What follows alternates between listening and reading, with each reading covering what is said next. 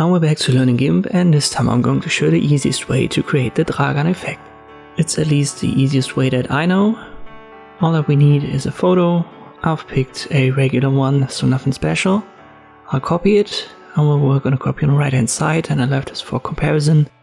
We want to copy our copy, so we have two now on the right hand side. Then we go to colors, desaturate, and the top one is now desaturated. Copy this one. So we have two desaturated ones and one colored. I'm on the top layer. I go to filters, blur, Gaussian blur. Check the preview.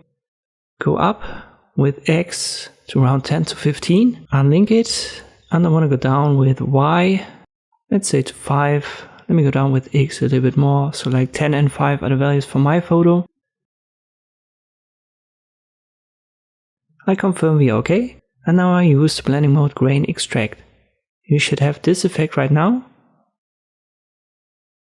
And now I merge the top layer with the bottom one, so I've got both desaturated now on the same layer.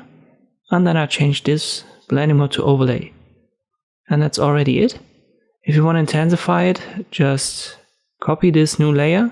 You can do so multiple times and this will increase the effect. And you can also use the opacity to adjust it in between two of these intensity steps.